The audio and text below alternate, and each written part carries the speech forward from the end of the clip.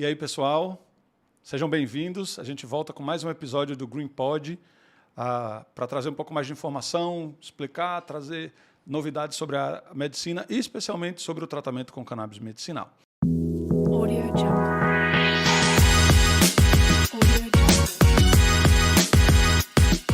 Eu queria começar esse episódio agradecendo novamente e imensamente ao pessoal da Ecogen, da Canameds, que tem tornado tudo isso possível. O pessoal, nosso parceiro, tem mantido possível acontecer esse podcast. Ao Cássio, toda a equipe, muito obrigado. Tamo junto. Hoje a gente vai ter o privilégio, ter o prazer de ter aqui conosco o Dr. Gustavo Holanda, neuropediatra especializado em neurodesenvolvimento. Dr. Gustavo, seja muito bem-vindo. É realmente um prazer enorme ter o senhor aqui com a gente e espero que a gente tenha um ótimo papo hoje. Muito obrigado, Guilherme. Obrigado, Ecogen. Estou honrado com esse convite e torço para que a gente possa trazer a melhor informação para as famílias e para os colegas que estão nos ouvindo. Ótimo. Também torço por isso. É isso aí, vamos lá. Gente, como de costume, eu vou começar lendo o currículo do Dr. Gustavo para a gente saber com quem que a gente está falando hoje. Eu vou tomar um fôlego aqui, peraí.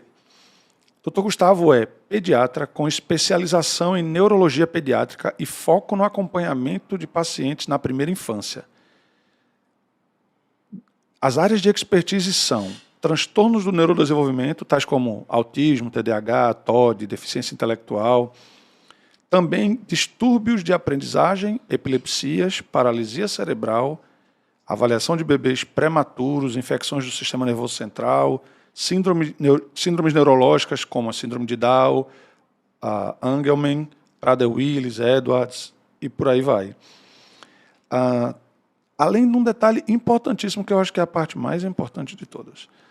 Dr. Gustavo é casado com a Fernanda, pai do Gabriel e do Lucas. Isso. E não só amante da medicina e praticante da medicina, mas como também um cara do marketing digital, estudioso, praticante. A gente vai entrar um pouco nesse assunto depois. Com certeza. Porque eu sei que você está envolvido nisso também e já tem colocado em prática aí telemedicina, teleconsulta. Você está na vanguarda do que existe hoje de mais moderno aí na forma de praticar medicina. Sim, eu estou focando no meu crescimento digital, né? E recomendo aos colegas que também estão nos escutando que trabalhem essa parte tão esquecida na nossa formação e que vai nos levar, né, para um futuro de abundância e acesso à saúde. Massa. Concordo totalmente. Acho que eu escutei uma frase esses dias de uma daquelas participantes do Shark Tank, eu esqueci o nome dela agora, não vou me lembrar. É até a carioca delas, a morena do cabelo grande. Ela diz, se você tem um negócio, e aí assim, um negócio é um serviço, né? E você não está no mundo digital, você não tem um negócio. Porque hoje o mundo digital manda em tudo, né? Seja vendendo online propriamente, se for um produto, um serviço, o que for, ou pelo menos estando lá presente para que teu cliente possa te achar, né? Então, eu sou totalmente apoiador e adepto. Doutor Gustavo, a gente está falando sobre a tua especialização, que é neuropediatria. Isso. Certo? Isso. Para quem, por acaso, não entendeu ou desconhece, a neuropediatria é a neurologia pediátrica, ou seja, é a pessoa que trata, que entende, que estuda o cérebro em crianças, né? Então, a neurologia, de uma maneira geral, aí vamos resumir, estuda o cérebro e o cérebro das crianças e nas crianças. E adolescentes também. E adolescentes, obrigado. E crianças e adolescentes. Mas explica para a gente um pouquinho, com a tua visão médica, o que é a neuropediatria? Então, quem está ouvindo hoje a gente, tem filhos, seja criança, seja adolescente, o que é a neuropediatria? A partir de que idade a neuropediatria começa a atender e até que idade? Certo. O que é a neuropediatria? Dá uma explicada para a gente, por favor. Perfeito. Neuropediatria é uma especialização da pediatria ou da neurologia, ou seja, tem duas portas de entrada. Eu vim da pediatria, fiz a residência em pediatria e optei por me especializar em residência também em neurologia pediátrica. Tem também outros neuropediatras que vieram da neurologia clínica, da neurologia de adultos e focaram na neurologia infantil, que trata dos transtornos do sistema nervoso na faixa pediátrica e até antenatal, ou seja, tem a área da neurologia pediátrica neonatológica ou perinatal. Que começa antes de nascer. Antes de nascer, isso. A partir da formação do sistema nervoso, ali nas primeiras semanas de vida, já pode ser acompanhado por um neuropediatra ou um pediatra, fazer consultas pré-natais com o neuropediatra, caso exista indicação, né, no caso de famílias que já têm um filho com algum transtorno neurológico, até o final da adolescência, né, que é um período arbitrário ali por volta dos 18 anos. A partir de 18 anos já é considerado adulto. Você falou um negócio interessante que eu não tinha até me atentado para isso, porque eu tenho 3 filhos, acho que quem nos assiste já sabe disso, eu já falei algumas vezes. E eu lembro que quando você vai fazer aquelas primeiras ultrassons ali, bom, primeiro para descobrir o que está grávida, aí vai fazer aquela primeira e tal. Sim. Depois de um certo tempo você faz um exame, acho que é Translucência nucal. translucência nucal, que é até justamente para ver a questão de a possibilidade de alguma questão neurológica já também, né? Exato. E a partir daí, por exemplo, fez esse exame, identificou alguma coisa, já entra a neuropediatria, por exemplo. Isso, para aconselhamento, né? Porque no Brasil, por lei, a gente não pode promover o abortamento. Tem que receber aquela criança e é função do neuropediatra preparar a família para receber aquela criança, como é que ela deve se portar, como é que ela deve se organizar do ponto de vista até financeiramente, para ter acesso à saúde, caso venha a receber uma criança com alguma doença neurológica. No caso, a translucência nucal é utilizado muito para se prever a possibilidade de uma síndrome de Down, mas pode estar associada a outros transtornos neurológicos. Eu já recebi pacientes, inclusive, que fizeram a ultrassonografia obstétrica e descobriram, por exemplo, que tinham uma ventriculomegalia. Para quem é leigo, a ventriculomegalia é o crescimento dos ventrículos, que são cavidades ocupadas pelo líquido cefalorraquidiano, por líquido, né, dentro do cérebro. Então, essa criança tinha um ventrículo maior, aumentado, e a mãe, ao receber essa notícia, me procurou, porque hoje é possível fazer intervenção intraútero.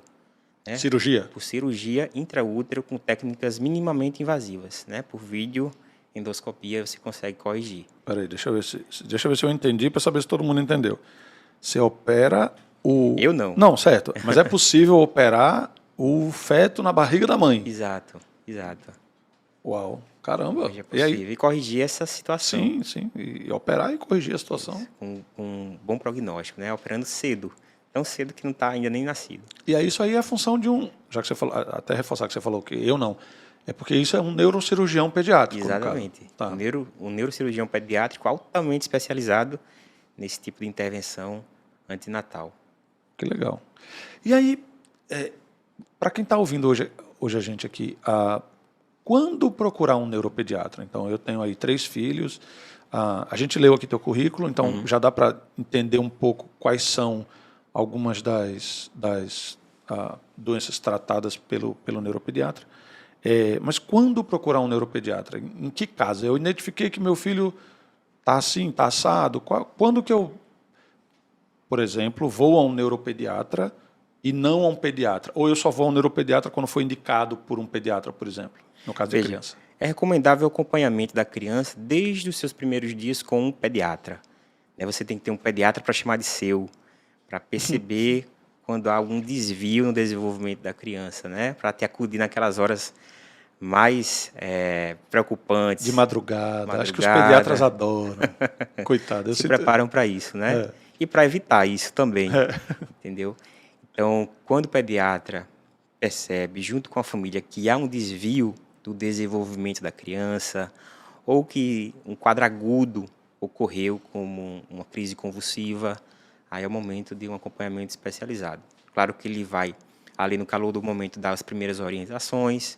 Eu tenho grandes amigos pediatras que me ligam, né, mandam mensagem, pedem ali a interconsulta, e eu oriento e eles encaminham para a consulta especializada. Então, ao se perceber, seja pelo pediatra ou seja a própria família mesmo, caso não tenha ainda o acesso ao pediatra, percebeu alguma diferença, não estavam esperando, principalmente os pais de primeira viagem, que tudo é novidade. Se você precisa de ajuda, Fase, eu sei. precisa de ajuda, busque, porque aqui no Brasil a gente tem esse acesso, né? Inclusive nas comunidades mais afastadas, a gente tem a rede de celular chegando primeiro do que a rede de esgoto, ou então primeiro do que o postinho de saúde. E hoje é possível fazer o acompanhamento, ou a consulta, ou tirar suas dúvidas pela telemedicina, que é uma das áreas que eu trabalho. Né? Perfeito, é isso que eu ia perguntar agora. A telemedicina, inclusive, já é uma área que você já tem explorado há algum tempo, mas que de um tempo para cá você tem trabalhado exclusivamente por ela, né? Então, só explicando para quem não entende, a telemedicina é fazer consulta online, seja pelo próprio celular, seja pelo computador, seja pelos aplicativos de mensagem instantânea como o WhatsApp, ou seja por plataformas específicas, né? Para isso. Inclusive, eu até vi recente que vários hospitais grandes, como a Sírio-Libanês, como Albert Einstein em São Paulo, já têm núcleos de telemedicina específicos, onde desenvolvem tecnologias, entre outras coisas. Eu vou só complementar. Diga. Né, que é muito curioso quando os pais... então, consulta pelo WhatsApp, consulta online. Qual a diferença de uma consulta online para uma consulta por telemedicina? Né? Qual a diferença de consulta do WhatsApp para uma consulta telemedicina? É o rito, né? É a marcação, eu reservo o horário para o meu paciente, eu tenho um prontuário eletrônico, né, que é criptografado. Então, não é só eu falar com o meu paciente pelo WhatsApp. Então, eu tenho que registrar isso de uma forma confiável, recuperável, né, fazer esse conjunto de dados para dizer que aquilo foi uma teleconsulta. Não é... Não é só ligar pelo telefone e tirar uma dúvida, não. Não é mandar um zap e dizer assim, doutor, meu filho está assim. Não é isso uma teleconsulta. Claro que o uso do WhatsApp, esses aplicativos... Facilita. Complementa o seu serviço, né? Se ficou alguma ponta solta, alguma pergunta que foi despertada depois da consulta, aquela pergunta de final de consulta, de pé de porta, né? O paciente ou a família pode perguntar pelo WhatsApp. Então, complementa a sua assistência, mas tem que ter um registro em prontuário de tudo que é importante. feito. Fica a dica. Bom, e o legal também, ainda nesse assunto, é que você pode atender em qualquer lugar. Exato. Você estava me contando mais cedo que você tem paciente na Alemanha, nos Estados Unidos, né? Então, facilita isso também. Pô, o cara tá... Vamos pegar o perfil que você mencionou, porque eu já fui esses e eu sei bem como é difícil. O marido de primeira viagem. Imagina o cara que tem um filho só, né? Aquele primeiro filho, pequeno, e resolveu fazer uma viagem, e aí, sei lá, dá uma zica lá onde ele está, para poder ter esse acompanhamento de alguém que confia e que fala a mesma língua que ele, se for um outro país, por exemplo, facilita muito a vida, né? Isso sem falar no próprio Brasil, porque a gente sabe que o Brasil tem... A gente costuma dar o exemplo de, cara, no Amazonas, dentro da floresta, não precisa ir tão longe. Né? No interior dos estados mesmo, tem muito lugar que as pessoas não têm acesso. Aqui mesmo, no Recife, que é uma região metropolitana, médicos que tradicionalmente atendem presencialmente não têm agenda. Para esse ano já encerrou. A gente está falando agora, finalzinho de novembro, não tem mais. Agenda para esse ano. Agenda para esse ano de alguns médicos. A telemedicina ajuda você a escalar, né, a gerenciar melhor a sua agenda. Isso mudou muito a minha vida, porque eu gastava 2, 3, muitas vezes quando estava chovendo no Recife, 4 horas em deslocamento. Então, 4 horas por dia. Isso não é normal. Eu não acho isso normal. Não. Né? Trânsito. Tá doido. Então, essas 4 horas eu posso investir na minha saúde, no meu aperfeiçoamento, dá para estudar e atender mais pacientes. Então, esse tempo que eu gastava no deslocamento, no tráfego, eu agora estou em casa atendendo, né, com melhor qualidade de vida. E é tão óbvio, né? É tão óbvio assim. Como é que a gente não pensa nisso antes, né? Às vezes você... vamos pegar o teu exemplo. Você trabalha... você lembra a distância da tua casa até onde você atendia antes? Eu atendia no Barão de Lucena, Hospital Barão de Lucena. Mas você lembra a distância? 17 quilômetros. Pronto, 17 quilômetros. Tudo bem, tem gente que vai mais longe, mas, pô, você precisa 17, só Só um trecho. uma perna, né? Ou seja, 34. Exato. 34 quilômetros todo dia. Não é nem para trabalhar, é para chegar no Chegar trabalho. no trabalho. Tentar manter a cabeça fria, né? Depois de enfrentar um trânsito desse. Para mim faz todo sentido. Só que faz todo sentido você ter. Recentemente, aí, logo depois da pandemia, a gente teve aquela discussão, não só médico, né? Sim. Mas a gente teve aquela discussão de manter home office, bota híbrido, volta para o escritório. Isso. E eu li muito sobre o tema na época e vendo que a maioria das pessoas ou preferia manter o home office ou preferia o sistema híbrido para alguma questão muito assim que o cara tinha que ir lá e tal. Mas hoje a tecnologia permite que você consegue fazer de tudo à distância. Nossa. Aquelas empresas que optaram por voltar é porque tiveram dificuldade de manter a cultura Sim. da empresa fora, esse é um ponto. fora da estrutura, né, física. Concordo Aí totalmente. optaram por retornar. Mas hoje se pode ter uma cultura, né, que se espalha pelo digital. Eu, como trabalho autônomo, eu pude fazer isso, né, rapidamente, sozinho, sem depender de nenhuma outra estrutura física. Fechei o escritório, vendi tudo que eu tinha de instrumento, né, que precisava, papelaria do escritório, e fiquei em casa. Investi na parte de audiovisual, né, uma boa câmera, um bom microfone, Uma boa internet. uma boa iluminação, internet dedicada só para o meu trabalho. E aí deu certo. Desde agosto eu estou 100% digital, né? E 100% humano. Para aqueles que pensam que o digital vai deixar a medicina mais desumana. Não, vai ficar. Quem já é desumano fica mais desumano. Sim, Quem é humano já vai ficar humano também. não- Aproxima, na verdade. E facilita. Por exemplo, vamos entrar aqui no assunto, vai. Das áreas onde você é especialista e das áreas do desenvolvimento que você trata teus pacientes. Uhum. Imagina uma mãe de uma criança com TEA, né, com transtorno do espectro autista, uma mãe de uma criança com...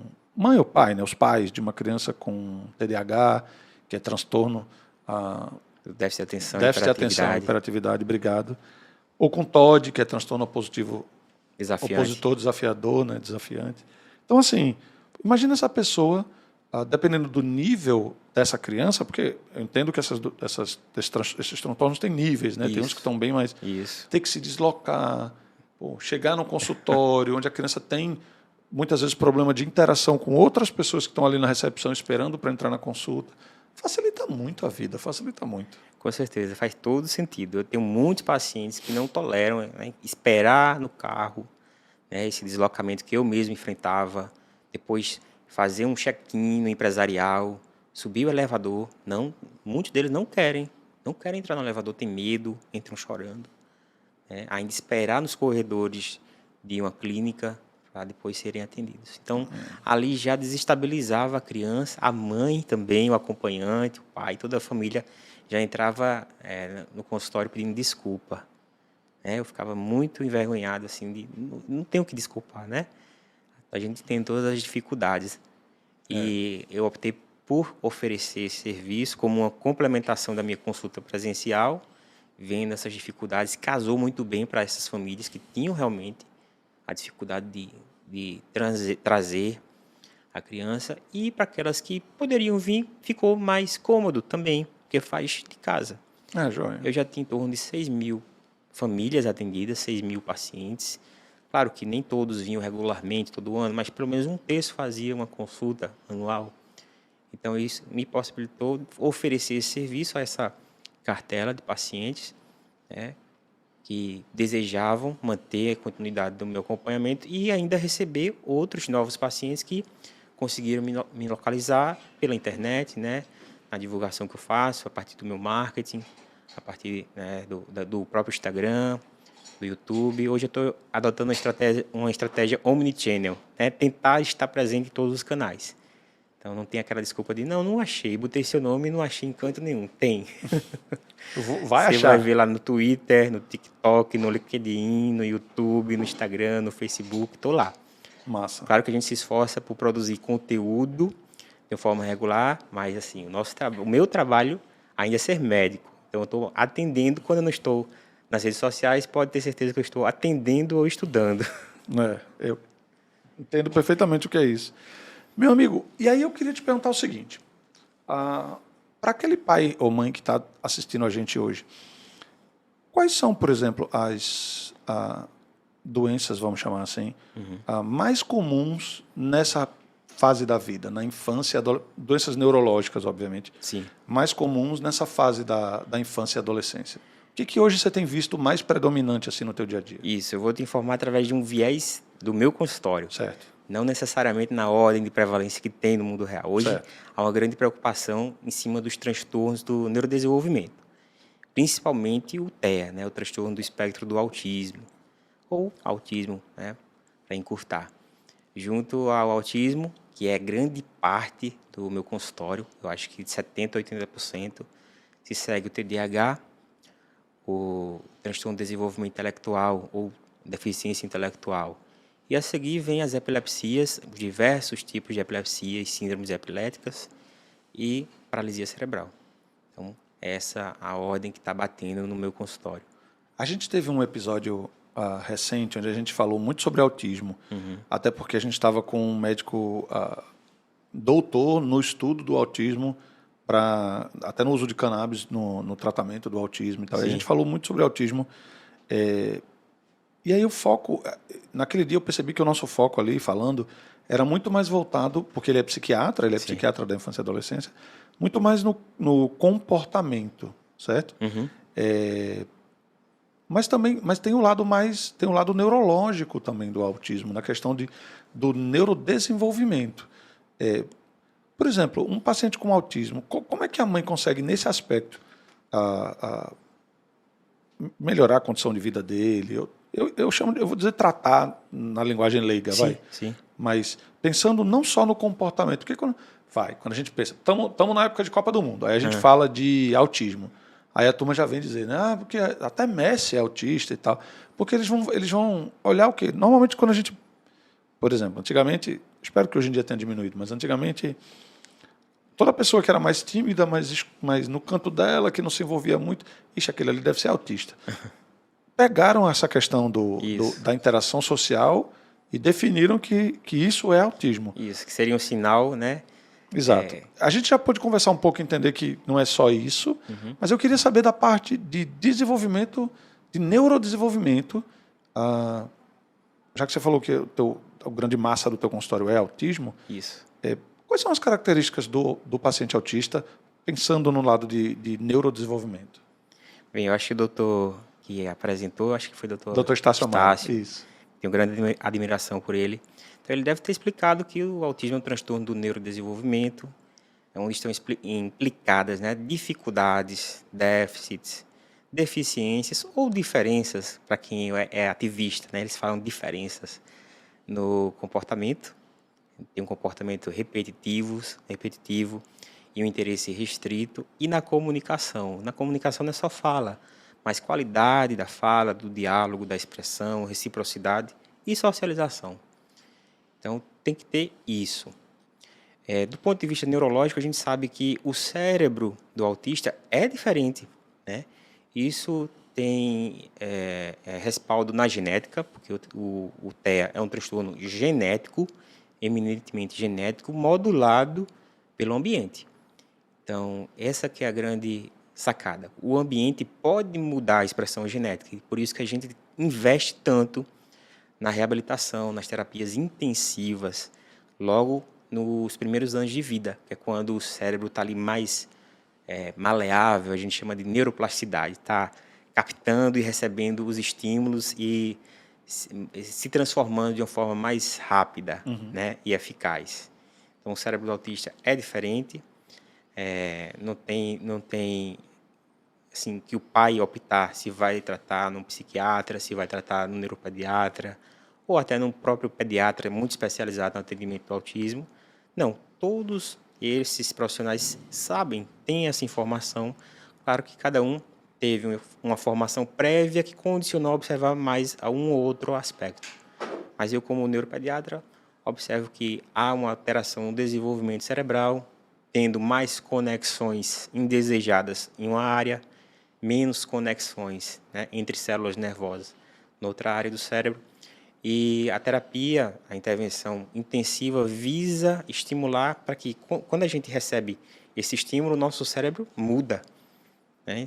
Nesse momento, nós estamos, Guilherme, mudando o cérebro dos nossos ouvintes e telespectadores, porque a gente está dando informações novas e conexões estão sendo feitas e desfeitas, né? Objeções estão sendo quebradas, né? E informações chegando. Então, do ponto de vista neurológico, é isso que a gente entende o autismo, entende dessa forma. Joia. Essa semana passada, se eu não me engano, eu assisti um vídeo muito interessante de uma mãe com uma criança, não sei se você viu, tá? Foi no Instagram, tá? De uma mãe com um filho autista e que eles estavam conversando, mas ele não falava. Uhum. Tanto que ela estava ensinando para ele língua de sinais, porque ele não tinha nenhum problema que eu digo assim, ele não era mudo, ele não tinha nenhuma deficiência na fala, mas lá na descrição do vídeo e tal falava que ele era autista com deficiência na fala, né? Sim. E aí ela estava até ensinando língua de sinais para ele e tal, apesar de que no vídeo ele fala inglês, ele fala mami, né, mamãe, Uhum. mas ele tinha muita dificuldade de se expressar. Isso é uma característica neurológica também do paciente autista num determinado nível, né? Isso, pode estar presente em alguns, nem todos precisam ter a fala prejudicada, nem atraso da fala. Tem crianças com autismo que desenvolveram bem a fala, tem até um vocabulário rebuscado, né? São conhecidos como pequenos professores, mas tem uma reciprocidade prejudicada. Possivelmente nesse caso que você está mencionando, essa criança tinha o que a gente chama de apraxia da fala, que é um transtorno motor da fala, além do próprio TEA, que dificulta a comunicação, mas ele se esforçava para se comunicar Sim. com formas alternativas, Sim, né? sim. Hoje, um dos grandes pilares do tratamento do TEA, para aquelas crianças que têm dificuldade de fala, é proporcionar a comunicação alternativa, aumentativa alternativa, né? Por diversas formas que hoje tem dia, inclusive linguagem de sinais, se for o caso, tá? Mas existem meios também bem eficazes que não a linguagem de sinais para poder se comunicar. O Entendi. importante é melhorar a comunicação, mesmo que a fala não venha, ele poder se expressar e dizer seus desejos, Interagir, suas preocupações, e melhorar a interação. Massa. Doutor Gustavo, quando a gente fala de doenças neurológicas em crianças, o autismo é uma que tem se falado muito, especialmente ultimamente. A gente tem visto também a questão do aumento do diagnóstico do autismo, não só porque as pessoas têm mais conhecimento e logo procuram mais o médico e aí acabam tendo o diagnóstico, coisas que no passado a gente crescia com isso e ninguém sabia o que era. Quando era um nível muito grave, dava outro tipo de nome. Sim. Mas eu acho que a que mais assusta, vamos pensar assim, os pais, especialmente aqueles que não entendem o que está acontecendo ali, talvez no começo e tal, também é a epilepsia, Isso. que o senhor mencionou. E eu sei que, até pela nossa conversa mais cedo, eu sei que existem diferentes epilepsias, vamos chamar assim, para quem não entende nada sobre epilepsia, tem diferentes epilepsias, né? Isso. A gente tem ali as síndromes epiléticas, a gente tem as epilepsias de uma maneira geral, sendo que as síndromes epiléticas elas são mais fortes, vamos chamar assim, tipo, é uma coisa que acompanha a criança durante a vida toda, eu entendo, por favor, me corrija se eu estiver errado. Daqui a pouquinho. A epilepsia normal, normal, né? A epilepsia que não é uma síndrome, ela inclusive tem um tratamento mais simples, ela tem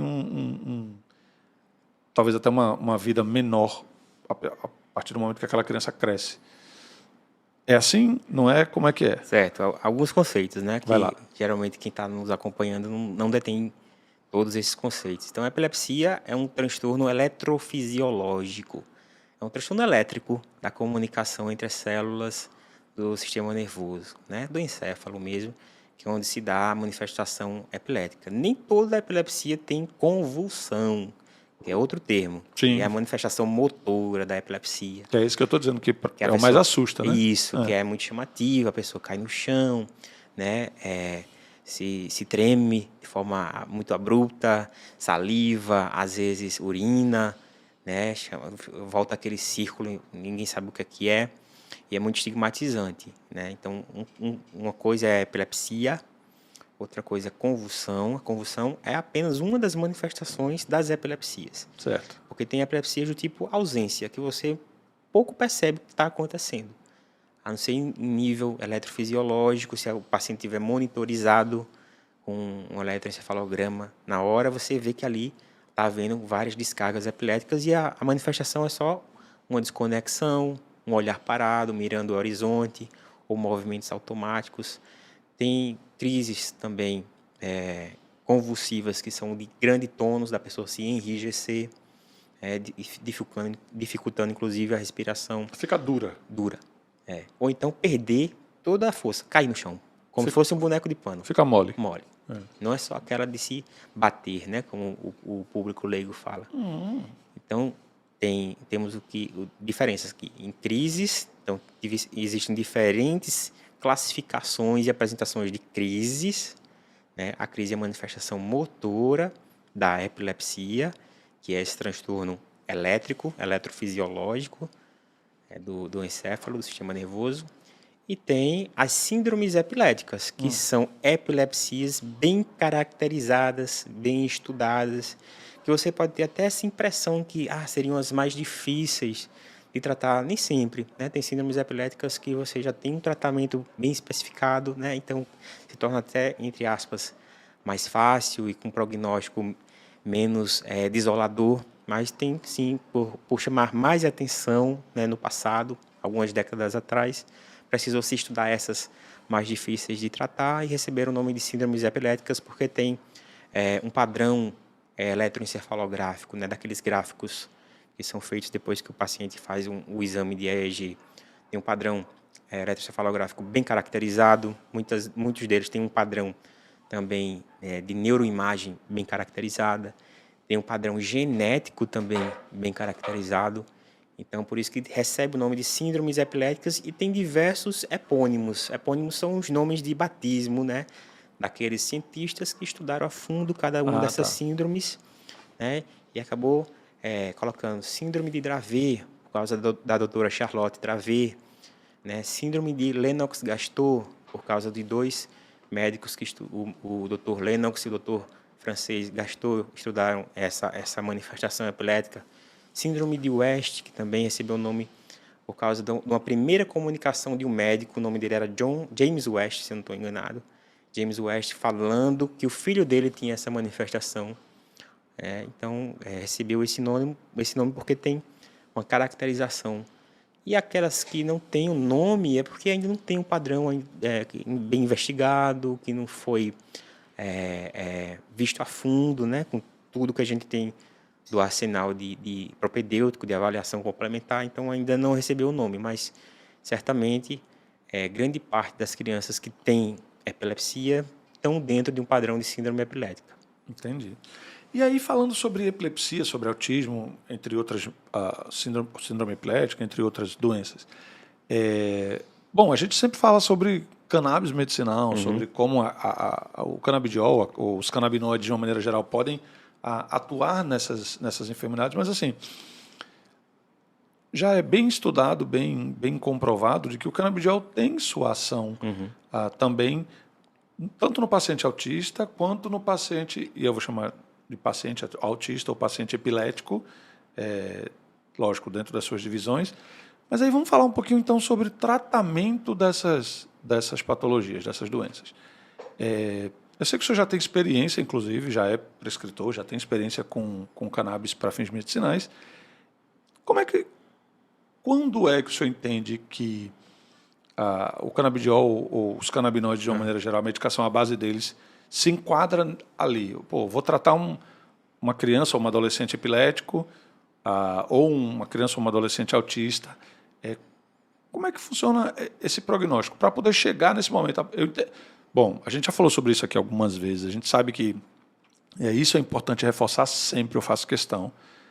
Diferente do que talvez as pessoas já tenham escutado por aí, a cannabis para fins medicinais não é para tudo e não é para todos. Exato. Assim como nenhum tratamento é. Tem que ser bem indicado, tanto no momento certo, quanto para o paciente certo. Até porque isso pode trazer a descrença no numa medicação que tem feito tanta diferença na vida de tantas pessoas. Né?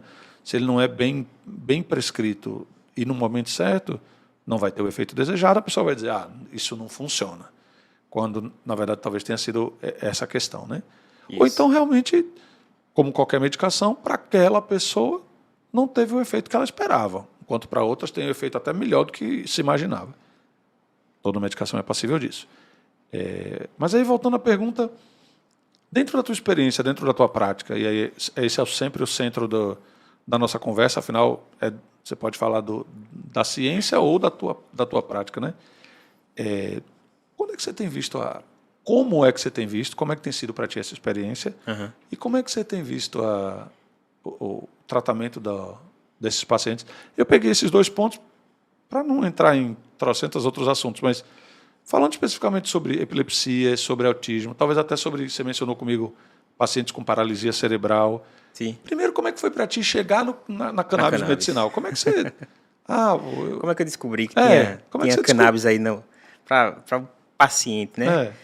Veja, vou fazer um disclaimer tardio, 2, na verdade. Vai. Né? Que aqui o podcast, e é louvável a sua iniciativa, é de informação. Isso. Não é um tratamento para quem está, né, escutando. As informações que você passa, que eu passo, que os convidados vão passar, né, são informações mais gerais, como você bem falou, que o uso deve ser particularizado. Né? Perfeito, o que a gente está passando aqui não é primeira linha de tratamento em muitos transtornos. A cannabis ainda não é, pode ser que venha a ser, né? Primeira linha de tratamento, exceto no ponto pacífico, que são as epilepsias refratárias, principalmente a síndrome de Dravet e a síndrome de Lennox-Gastaut. Aí já é ponto pacífico. Inclusive, a Sociedade Brasileira de Pediatria recomenda o canabidiol como primeira linha de tratamento. Só reforçando para quem está assistindo a gente, a epilepsia refratária, vamos definir o que é uma epilepsia refratária, Perfeito. por exemplo. Então, a epilepsia refratária é aquela que não responde a 2 ou mais, então a partir de 3 medicamentos antiepiléticos em diversas combinações. Das medicações normais, dessas comuns de sempre.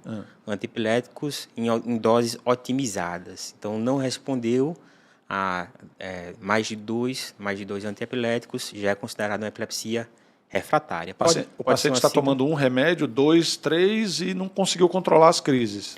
Isso. Aí é onde se cogita essa possibilidade. Não controlar ou não se reduziu a pelo menos metade das crises entendi. em uso. Né? Então, pode ser feito cannabis. Pode não, deve ser feito cannabis no caso da síndrome de Dravet, Lennox-Gastaut e outras epilepsias refratárias.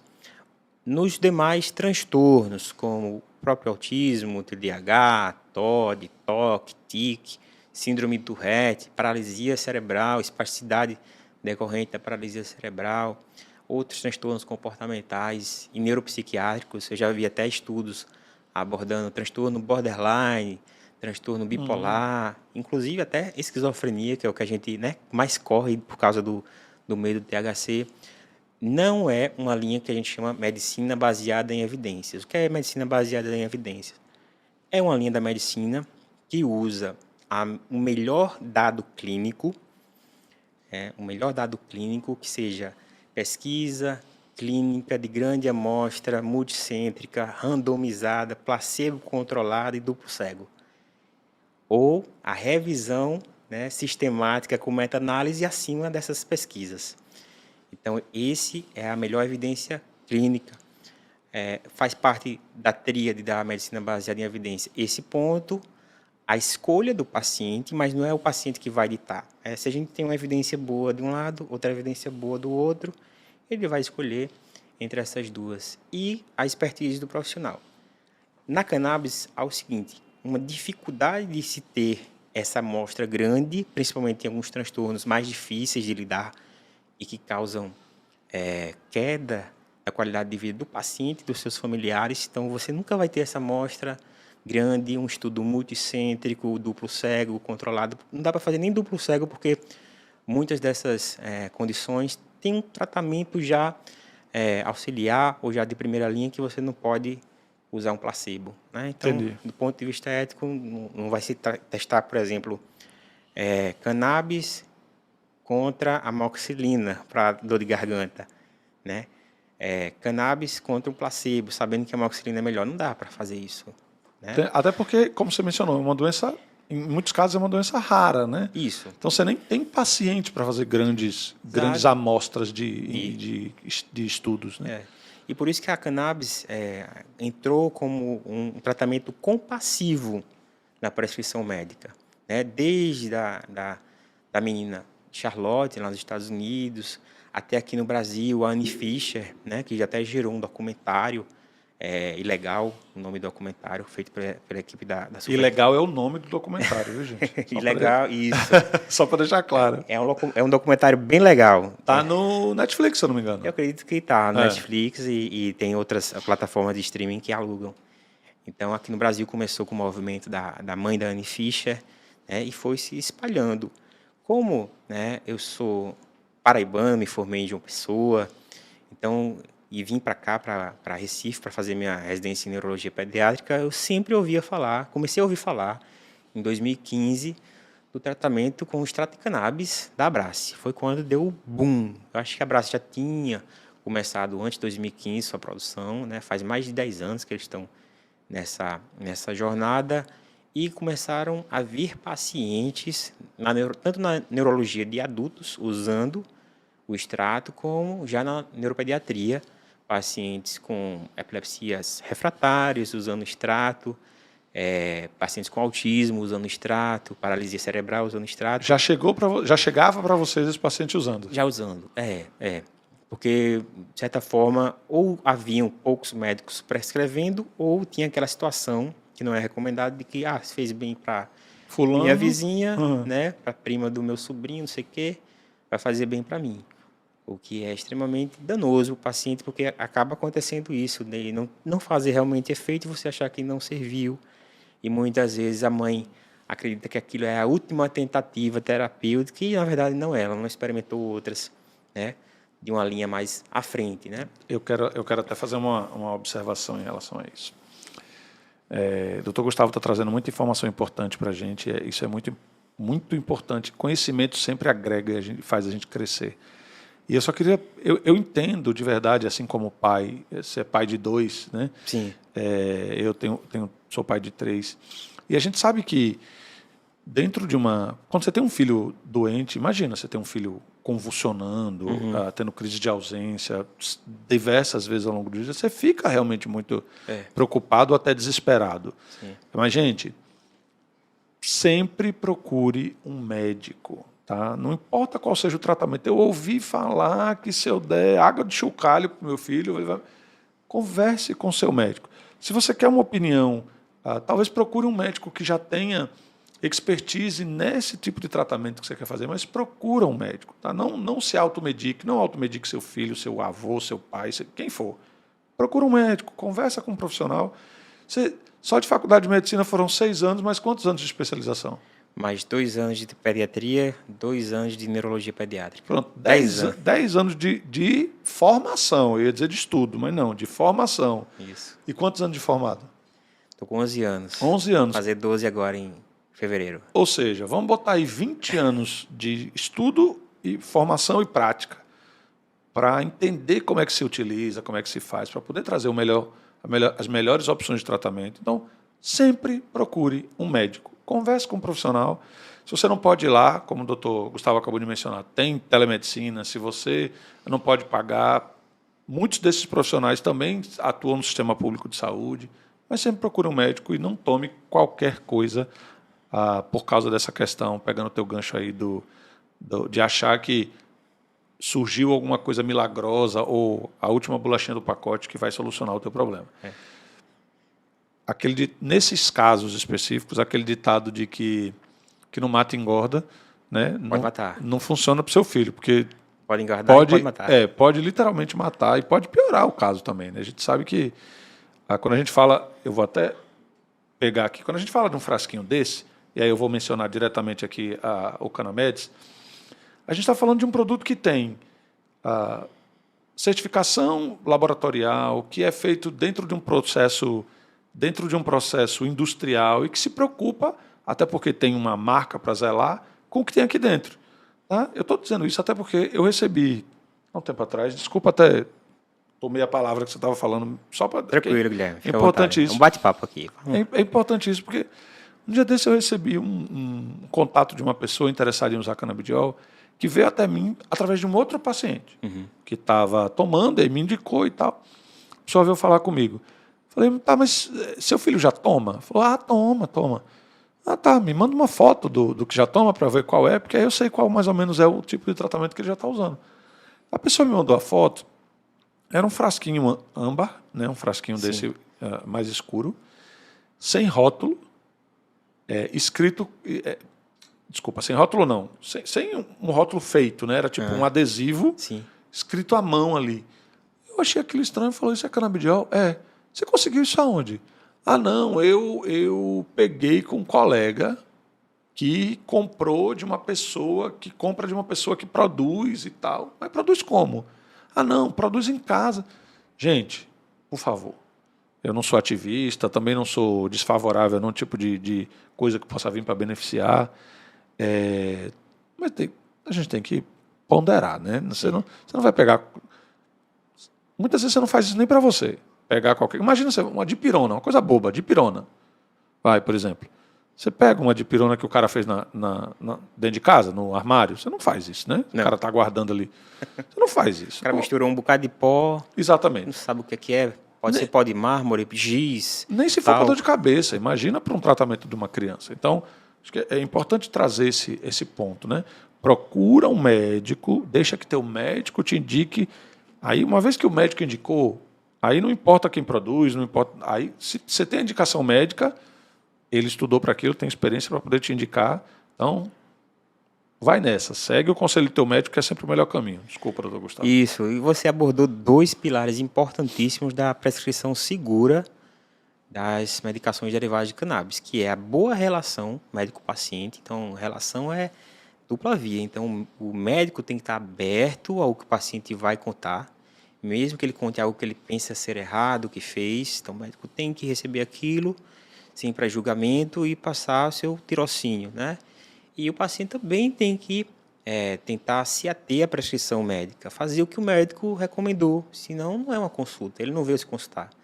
Ele veio dar um recado, avisar o médico que estava tomando determinada substância. Então, uma boa relação é importantíssima, é um pilar importante para tirar dúvidas, né? Para se ter acesso a esses produtos de qualidade, né? E é um bom serviço médico. Inclusive, para o médico ter também sua própria base de dados para poder dar à academia, né, respaldo para que se prescreva ou não determinada substância para determinada condição. Então, nós médicos podemos juntar nossos pacientes e dizer assim, olha, para esse deu certo, para esse não deu, para esse não deu. Porque esse é o nível de evidência da base da pirâmide de evidência, que é a opinião do expert, né, a opinião do especialista. E o segundo pilar é que sejam prescritos produtos com quantidades, né, miligramagens conhecidas daquela substância e rastreáveis. Então, um produto que você saiba que ali realmente tem tantos miligramas do CBD, tantos miligramas de THC e Tem o outros. que diz que tem, né? Isso, tem o que diz que tem e que se possa provar que tem, né? Sim, sim. Muitos laboratórios têm testes, né, espectrográficos, cromatográficos de cada substância. Então, tem que ser rastreável. Se eu fizer uma análise química de determinado produto, eu sei que esse CBD veio de uma planta de tal quimiovariante ou quimiotipo produzido em tal região do globo. Ou então até uma espécie registrada, né, com patente, com royalties.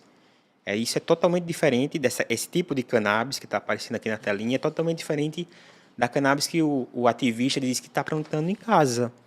Porque aquela cannabis é uma cannabis que a gente chama de pitbull, que tem concentrações altíssimas de THC.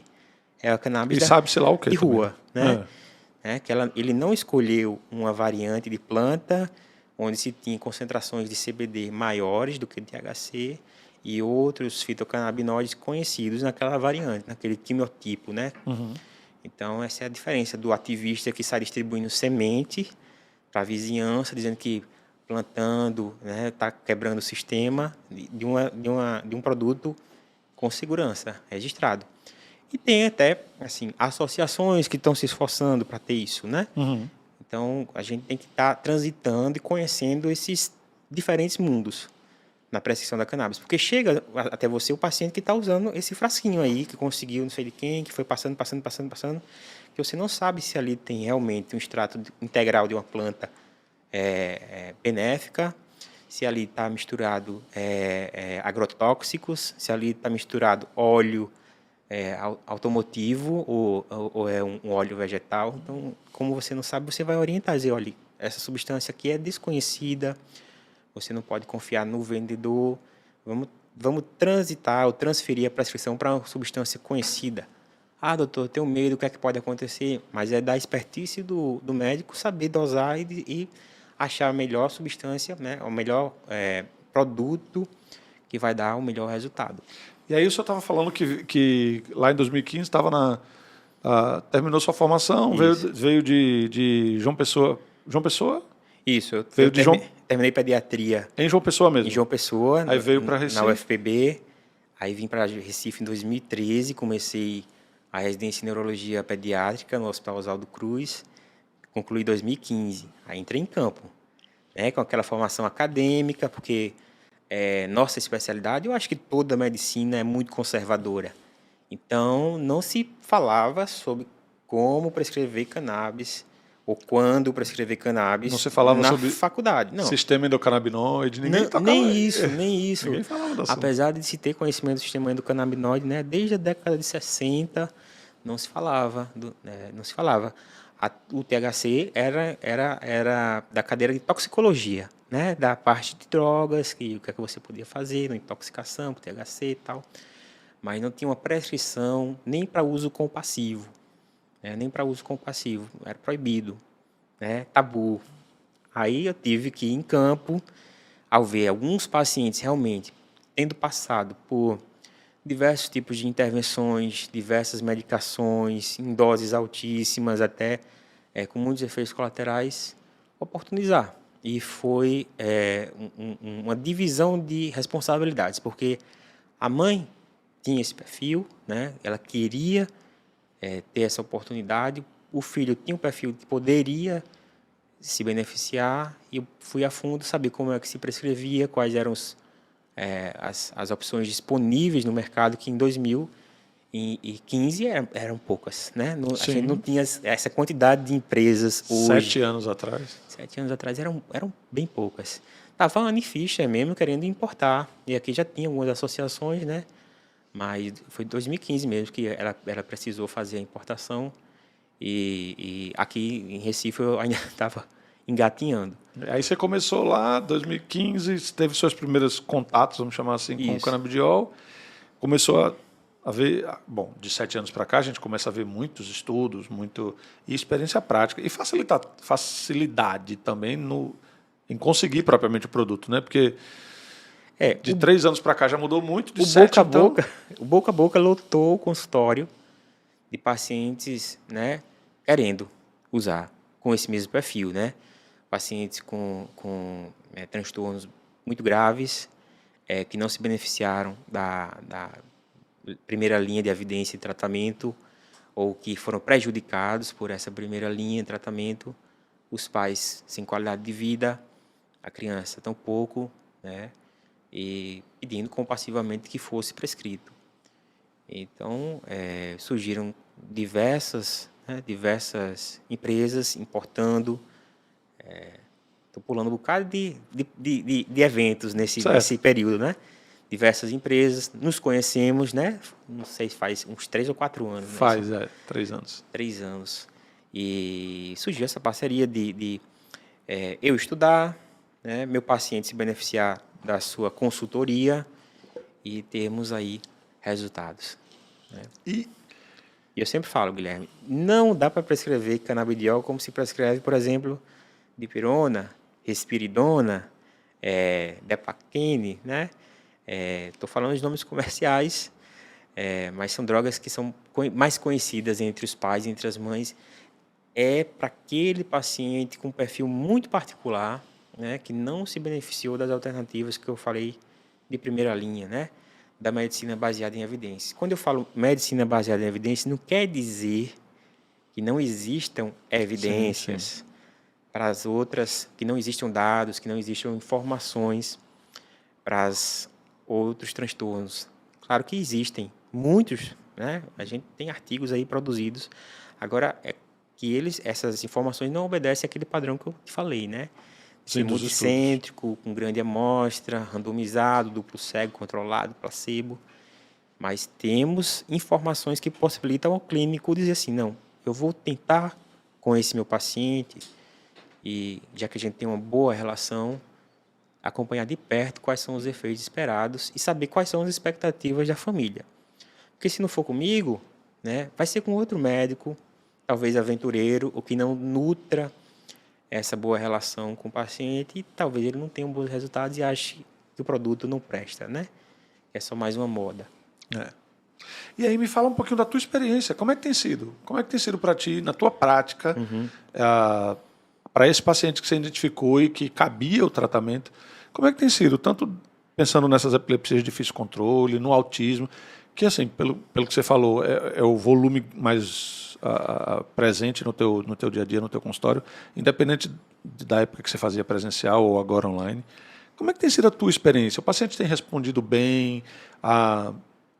Mais em que talvez ele nesse paciente assim eu tenho percebido que a resposta é melhor. Sim. Como a gente já conversou antes, isso aqui não é uma consulta, a gente não está fazendo uma consulta, isso é informação.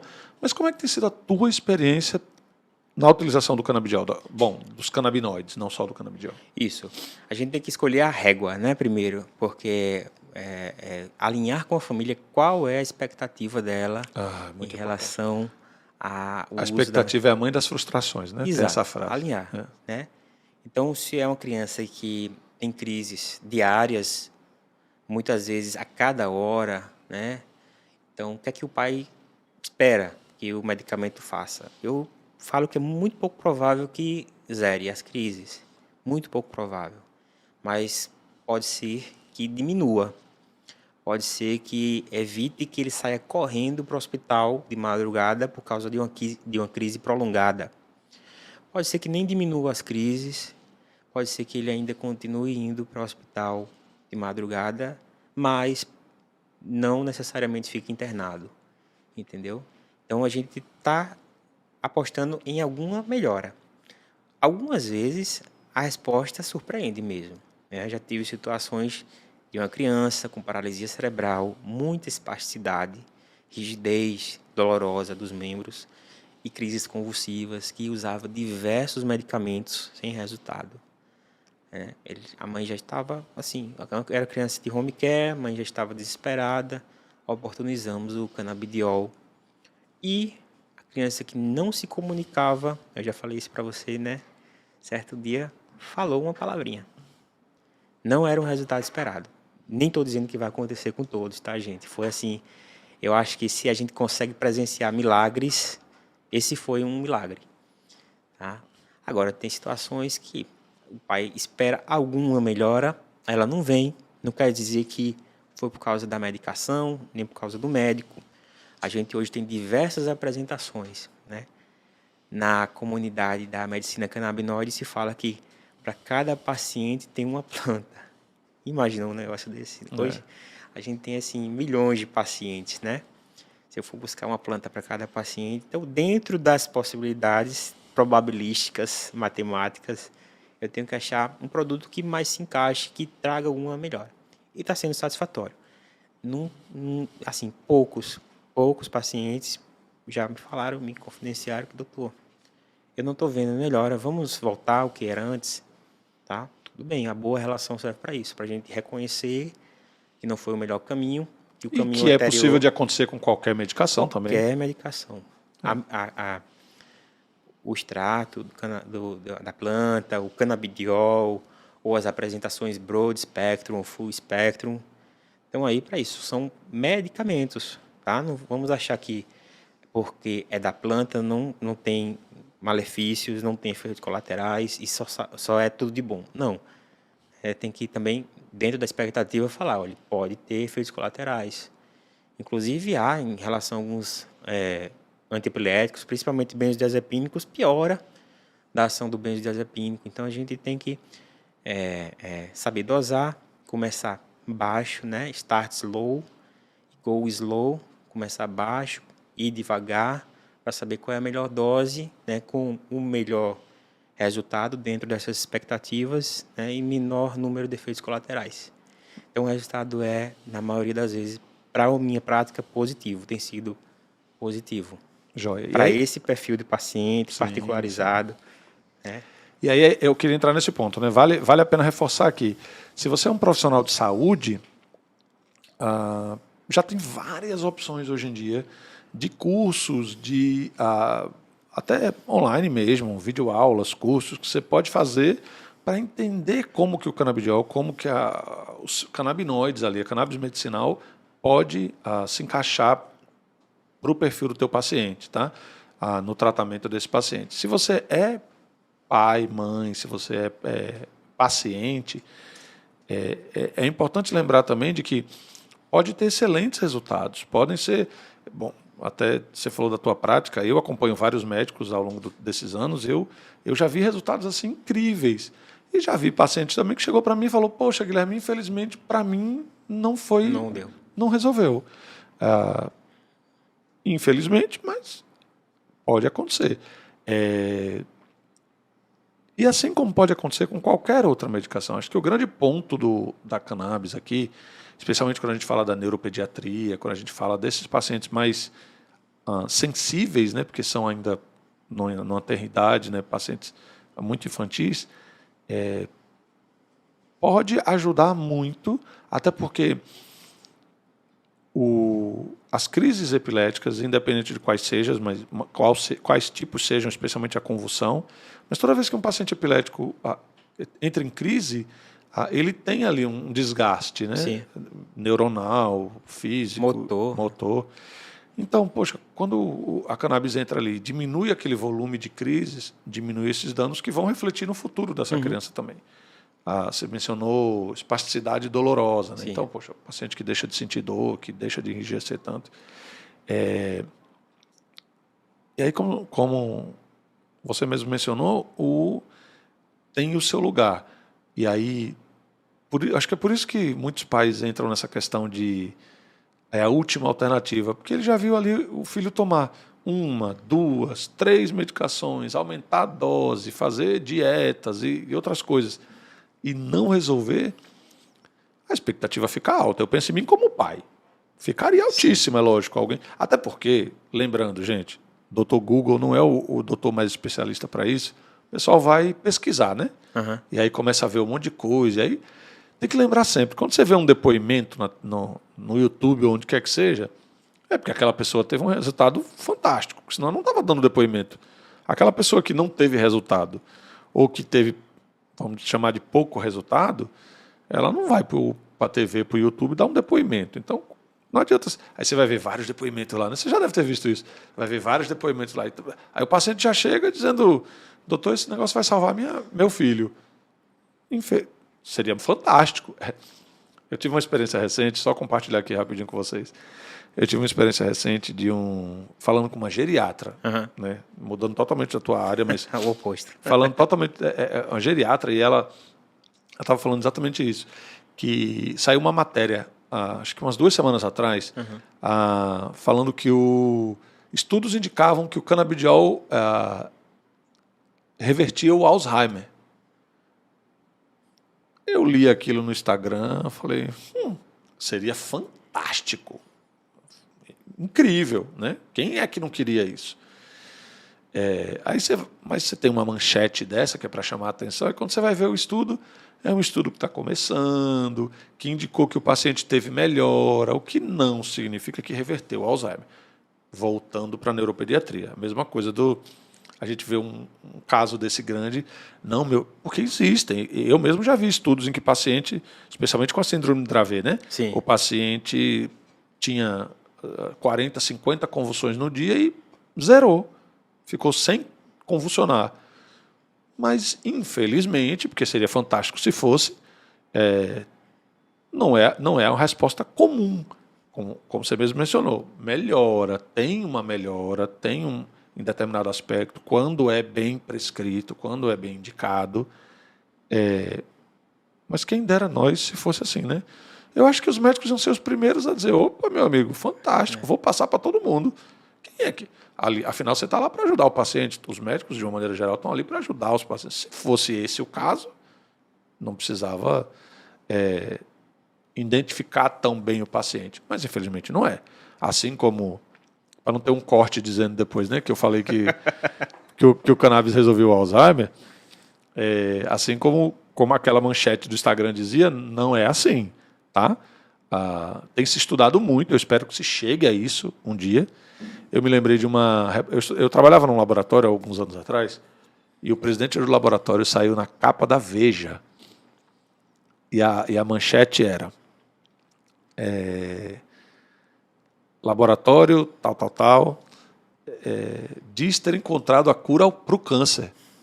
Eu digo, meu amigo... Veja. Na Veja, na capa da Veja. Eu digo, meu amigo... Eu não lembro se eram exatamente essas palavras, mas era isso que queria dizer.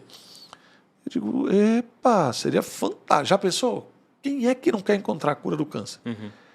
Bom, isso já fazem 10 anos, sei lá, 8, 10 anos, e não foi o caso. Não tivemos. Né? Não, infelizmente, mas não é o caso. Então, voltando para o canabidiol, é muito benéfico, tem muitos pacientes que se beneficiam, tem vários casos de sucesso, mas como o doutor Gustavo acabou de mencionar, tem suas indicações específicas. Não adianta sair dando canabidiol para todo mundo, que não é o caso. E a tua experiência tem sido muito positiva, como você acabou de mencionar, e você tem visto bons resultados de uma maneira geral. Sim. Já acontece muito do paciente chegar te pedindo? Já. Ele já entra na consulta dizendo, doutor, eu vim para o senhor passar cannabis, que me disseram que o senhor prescrevia. Acontece? Já aconteceu. Por isso que eu acho importante a gente ter esse conhecimento da prática baseada em evidências, né, na minha área, né, na neuropediatria, e ter também o conhecimento de outras oportunidades, né, de outros tipos de tratamentos. Então, o paciente veio justamente porque queria o canabidiol como primeira linha de tratamento e não tinha esse perfil. A criança precisava de outro tipo de abordagem, né, poderia se beneficiar de medicações, né, hoje também estudadas, reconhecidas. Não tenho nada contra a indústria farmacêutica. Aliás, tenho algumas coisas contra a indústria farmacêutica, mas na maioria das vezes que eu precisei utilizar, né, tanto como paciente como médico, foi benéfico. Foi benéfico. Então, a indústria farmacêutica está a nosso favor para podermos contornar essas dificuldades de saúde, ampliar nossa expectativa de vida, né? Não é à toa que estamos aí, 8 bilhões de pessoas. 8 bilhões. 8 bilhões de pessoas esse ano, né, e crescendo, né, e contando, né, graças à implementação de saneamento básico, vacinação, medicamentos e antibióticos. Então, Evolução dos tratamentos na medicina, de uma maneira geral. E a indústria da cannabis está dentro da indústria farmacêutica. É farmacologia, é estudo do que esses compostos fazem nos nossos receptores, né? Não é tratamento alternativo, né? É tratamento farmacológico tradicional da medicina ocidental. E complementar também, né? Complementar. Que a gente sempre chama muito de adjuvante. Eu acho que vale a pena explicar alguns termos que a gente mencionou, que talvez quem está nos ouvindo, nos assistindo hoje não saiba. Para todo tipo de... Não sei se para todo tipo, mas para a maioria das doenças conhecidas, existe uma linha de tratamento. Tá? Então a gente mencionou aqui, primeira linha de tratamento e tal. O que é isso? Vamos pegar o caso de uma epilepsia. Uhum. Existem formas de se tratar aquela determinada doença já estabelecidas que, como o Dr. Gustavo mencionou, foram estudadas, foram avaliadas, foram verificadas com X pacientes, com todo o processo que deve ser feito. Então, por isso que existe essa primeira linha de tratamento. Ok, usei a primeira linha não deu certo, vou para a segunda linha de tratamento. A segunda linha não deu certo, o que é que eu faço? Um exemplo, tá? Nem toda doença tem, sei lá, X linhas de tratamento, mas fui para a terceira linha de tratamento. O que eu faço agora? Bom, se essa doença específica não tem uma quarta linha de tratamento, eu vou buscar alternativas que não estão ali dentro daquele, vamos chamar de protocolo, né? Isso. De Tratamento. de tratamento.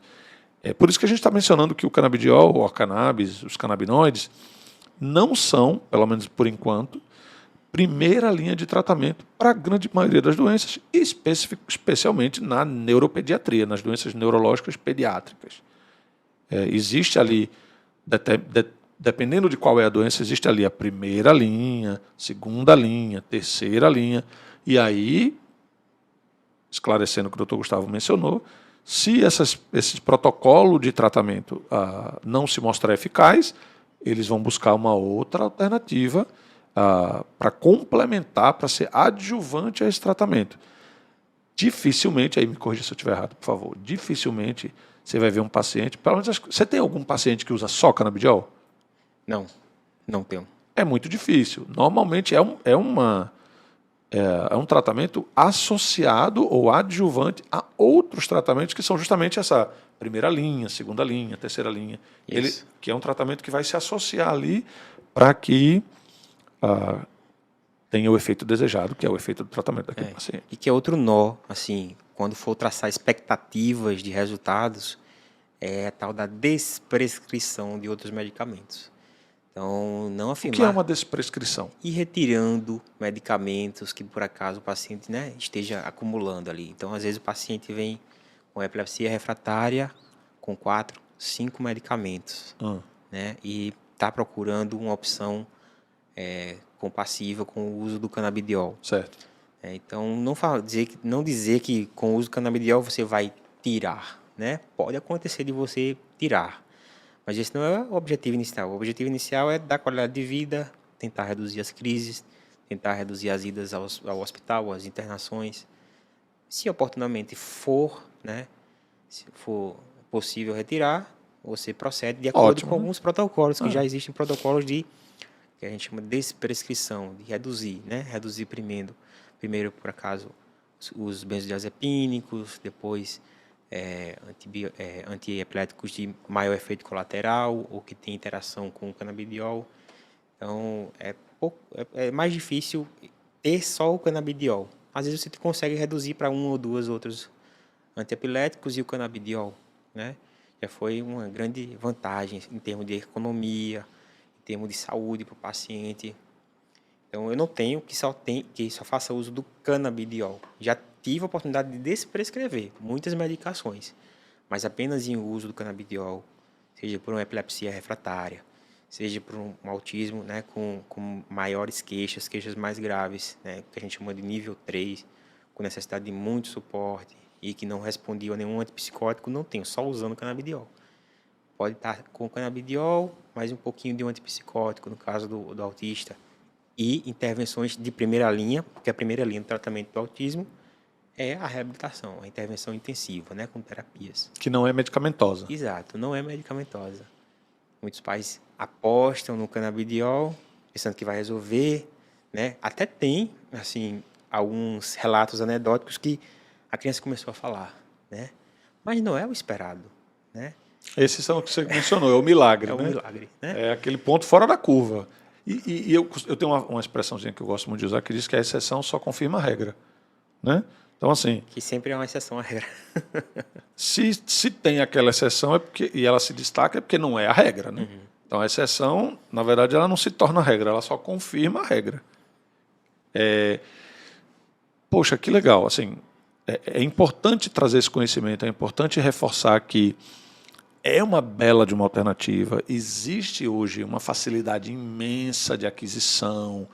A gente tem produto para importação, a gente tem produto em farmácia, existem associações que podem beneficiar o paciente, ou seja, tem trocentas formas já de aquisição e, aparentemente, isso só vai melhorar. Pelo menos tem se mostrado que os órgãos competentes, como a Anvisa e outros, têm facilitado cada vez mais o processo. E até as iniciativas que procuram CCA, né, como ocorreu recentemente com o Conselho Federal de Medicina, que procurou restringir um certo acesso, né, voltaram atrás, viram que a população tem essa demanda. Agora é preciso esclarecer tanto os gestores, os legisladores, os próprios médicos, os formadores de médicos, que existe essa opção. O que é que a gente pode fazer com esse elefante que está na sala, né? Porque já se fala bastante. É um tema muito falado, muito pontuado. Se Você mencionou que faz 7 anos já que você escuta sobre isso, né? Isso. Pô, 7 anos. Já saí como o uso medicinal, né? Na prática mesmo, porque eu só escutava ali aquele pessoal ativista que captura essa pauta do uso medicinal, controlado, prescrito, para misturar com as pautas políticas dele. Eu acho que eu não tenho simpatia nem da academia mais conservadora, nem desse grupo também Mais ativista. mais ativista, radical, que acha que deve ser para todo mundo. A gente está procurando aqui um caminho do meio, né? Nem tem como fazer uma liberalização, né, do uso indiscriminado de substâncias potencialmente danosas, nem como restringir demais, de forma que a gente não tenha mais acesso, nem saiba pesquisar, nem possa pesquisar. Então tem que ter o caminho do meio, que realmente deve se estudar mais, deve ter uma massa crítica de dados para a gente poder prescrever com maior frequência, com maior segurança. E não depender de iniciativas, né, de mergulhar num oceano de informações do qual você tem que tirar o joio do trigo para saber se está fazendo, né, algo que vai beneficiar seu paciente. Então a gente tem que procurar aqui o caminho do meio. Eu acredito que esse podcast veio a agregar, né, quem está nessa iniciativa. Doutor Gustavo, muito obrigado por tua participação aqui. A gente vai chegando ao final desse episódio. E o que eu gosto de reforçar é assim, porque quando a gente vê tua trajetória e vê essa questão de você tinha um consultório presencial, mudou para um 100% online, ou seja, você enxergou ali que a medicina podia ser diferente, você podia fazer uma coisa diferente. Você, como você mencionou, você começou a atender o reforço da consulta com o teu paciente online, viu que dava para ser feito, que era interessante para ambos os lados, e aí mudou. Ou seja, eu acho que esse é um pensamento que todo mundo devia ter. E pensando em medicina especialmente, né? A gente está falando aqui de cannabis para fins medicinais, a gente está falando de uma coisa que realmente não é só que é novo, não é só esse ponto. É o ponto de que, além de ser novo, carrega todo um estigma de cannabis, maconha, droga e ilegalidade. Nananana. Mas assim como o teu perfil de entender, mudar, se adaptar e testar novas questões, vale a pena deixar esse recado para todos os colegas, teus colegas médicos, que se está curioso, quer conhecer um pouco mais, acho que não tem outra alternativa a não ser estudar, identificar a oportunidade e ter experiência. Isso. Você estudou lá, identificou a oportunidade correta, conforme tua orientação tão bem dada aqui hoje. Tem oportunidade, faz experimentação e tem tua própria argumentação, tua experiência, para você poder dizer, ainda que seja negativo, né, dizer, usei, não deu certo, para o que eu queria não funcionou. Beleza, justo, né? Nem aquela velha frase, né? Nem Jesus Cristo agradou todo mundo, imagine. E para o paciente que está nos ouvindo, você entende que teu filho pode se beneficiar do canabidiol, dos canabinoides, ou você próprio, ou seu pai, ou quem quer que seja. Procura um médico, conversa com um especialista, conversa com alguém que já tem prática no assunto. Esse é o melhor caminho. Ele vai poder te guiar, vai poder te orientar, vai poder te ajudar nesse ponto. Para mim foi esclarecedor, me ajudou muito.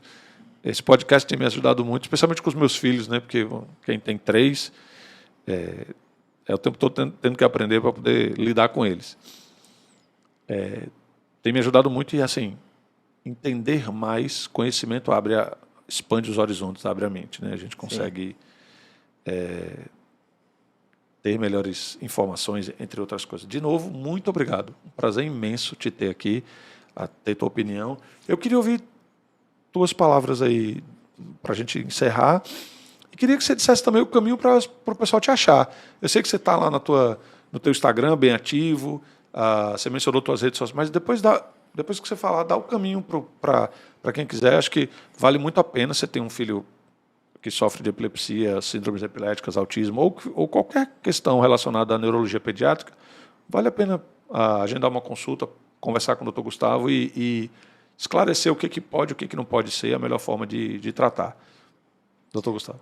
Muito obrigado, Guilherme. Obrigado pelo convite. Realmente é engrandecedor quando a gente conversa, né? Sempre gosto de conversar contigo, trocar umas ideias, não só em relação à prescrição de canabinoides, de cannabis, mas na parte de marketing, de comércio, de administração, né? Então a gente vive num mundo onde devemos tentar inovar. Eu estou lendo um livro do médico Peter Diamandis. Ele é reitor da Universidade Singularity, que é uma universidade que busca estudar a criatividade, e escreveu um livro chamado Abundância. Ele fala que a abundância está nessas oportunidades assimétricas, né? E beneficia os early adopters, aquelas pessoas que começaram a utilizar, né? E testam mais cedo, né? Testam mais cedo e veem que a curva de adoção está crescendo. Então, tanto na questão da telemedicina, como no marketing médico digital, como na prescrição de cannabis, eu tive a felicidade, né, de ser um early adopter dentro da minha geração. E busco dar abundância, né, prestando o melhor serviço que eu posso via telemedicina, dando o melhor acesso tanto às intervenções por terapia, como na minha prescrição, dar abundância ao meu paciente, né, e também ser remunerado por isso, por que não? Então, se o paciente quiser dar o seu reconhecimento mais valioso, quiser marcar uma consulta comigo, pode me encontrar em diversas redes sociais, no perfil @GNHolanda. Eu tô lá. Esse é o teu Instagram? Meu Instagram, meu TikTok, meu... igual os três? Perfeito, meu ótimo. Facebook. @GNHolanda. GNHolanda. É só botar lá o nome da rede social, /GNHolanda, que me acha. Eu sou mais ativo no Instagram, então eu vou responder mais rapidamente esse paciente. E caso ele queira marcar automaticamente ali uma consulta online, é só clicar no meu link da bio que entra na página de agendamentos de teleconsulta. Beleza, perfeito. Na data que está saindo esse podcast, a gente já está quase chegando aí no final do ano. Então eu já quero te desejar boas festas, Feliz Natal, que você tudo de bom na sua vida, sempre com seus filhos, sua esposa, e que a gente possa continuar conversando. É sempre muito bom, de verdade, poder bater esse papo contigo, aprender mais e discutir sobre assuntos tão importantes. A gente vai ficando por aqui. Obrigado por terem estado com a gente até agora nesse episódio do Green Pod. De novo, quero agradecer muito ao pessoal da Canameds que está tornando tudo isso possível, está patrocinando o nosso podcast. Eu sou o Guilherme Schettini, então eu vou estar lá em @greenpod e também estou lá no @GFTschettini. É isso mesmo que você ouviu. Compartilha o conteúdo. Se tiver qualquer pergunta para mandar, manda uma mensagem para a gente, estamos à disposição para ouvir. A gente vai debater, vai discutir sugestões de temas. Fiquem à vontade para a gente conversar aqui no podcast. Tá bom? De novo, pessoal, muito obrigado. Dr. Gustavo, muito obrigado. Obrigado, Guilherme. Até a próxima. Valeu.